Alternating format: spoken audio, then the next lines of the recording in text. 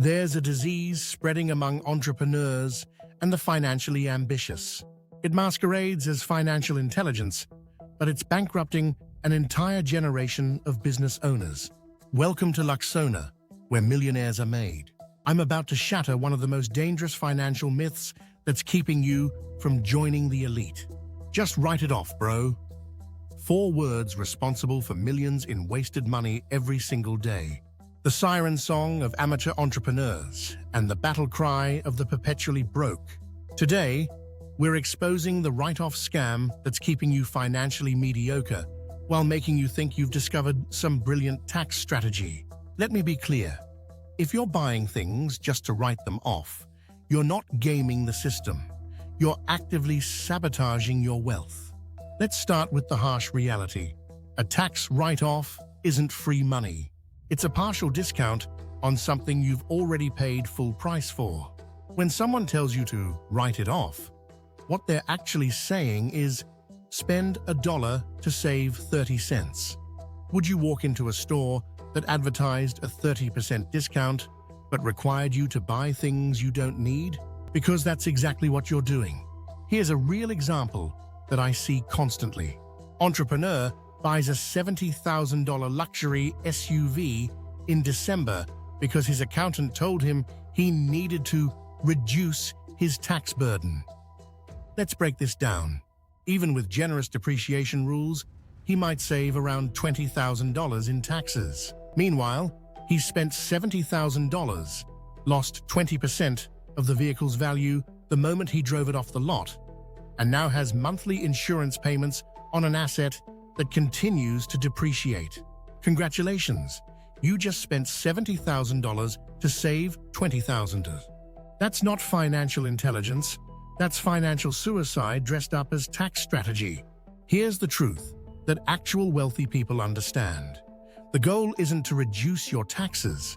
The goal is to make so much money that your tax bill becomes irrelevant.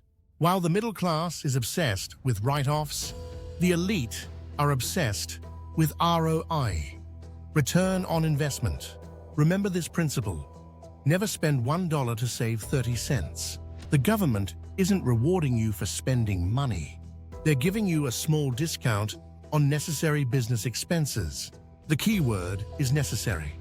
Let's get brutally honest about why most entrepreneurs stay broke. They've confused tax avoidance with wealth building. They think like employees who got a promotion to boss, not like owners who understand capital allocation. They celebrate revenue instead of profit. And most dangerously, they believe expenses are somehow a victory. The harsh truth? Every dollar you spend on unnecessary items, even with a write-off, is a dollar that isn't building your empire. While you're showing off your tax-deductible dinner, real wealth builders are reinvesting their capital into appreciating assets. But what about all these business expenses I need? Let me be clear. Legitimate business expenses that drive growth are essential. The laptop that increases your productivity, the software that automates your processes, the office space that houses your team, these are investments, not tax games. The difference is that these expenses generate more revenue than they cost. They have a positive ROI. The test is simple. Would you make this purchase if there were no tax benefits whatsoever? If the answer is no, you're playing the wrong game. Here's what the truly wealthy actually do. They focus relentlessly on creating profit, not tax deductions. They understand that a business that needs constant write-offs to survive is barely a business at all. They know that $1 saved through efficiency is worth far more than $1 saved through tax manipulation. Consider this scenario. 2 entrepreneurs each earn $300,000 in revenue. The first one spends $200,000 on write-offs, luxury car leases, extravagant client dinners, first-class travel, and office upgrades. He pays taxes on $100,000 of profit. The second entrepreneur spends only $100,000 on essential expenses, investing in growth and efficiency. She pays taxes on $200,000 of profit. Yes, she pays more in taxes, but she has $100,000 more in actual wealth. 5 years later, who's wealthier? The entrepreneur who maximized write-offs or the one who maximized profit? The first entrepreneur has nice memories and depreciating assets. The second has built a war chest of capital that's been compounding for years. This is how real wealth is created. Don't misunderstand me. I'm not suggesting you pay more taxes than necessary. Utilize legitimate deductions for necessary expenses. Structure your business intelligently. Use retirement accounts, opportunity zones, and proper entity structures. But never, ever make a purchasing decision primarily for tax benefits. The wealthy elite understand that tax strategy is important, but it's a secondary consideration to profit generation. They focus on creating so much value that the tax bill becomes an afterthought, not the main focus of their financial strategy. Here's another perspective that might shock you.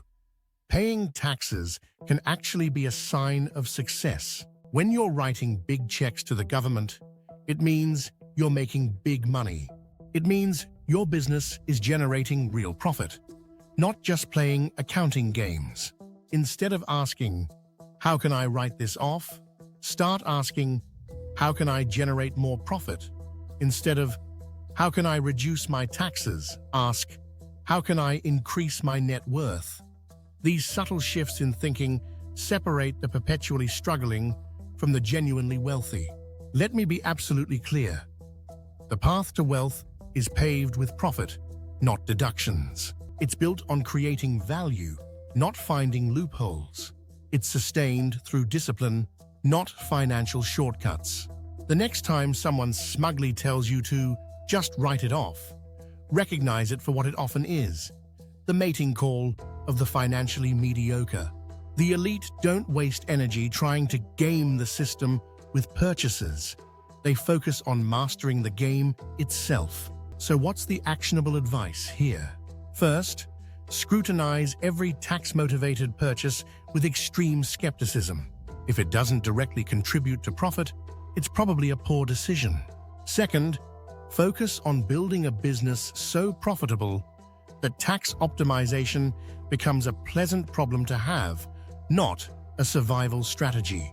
Third, remember that real wealth is what you keep, not what you spend.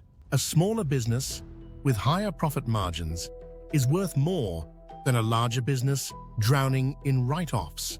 Finally, work with tax professionals who understand the difference between tax avoidance and wealth building.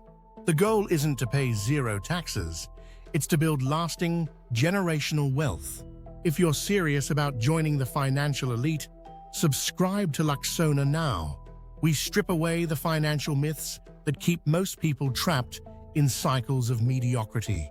Because the goal isn't to cheat the system. The goal is to become so rich, the system works for you.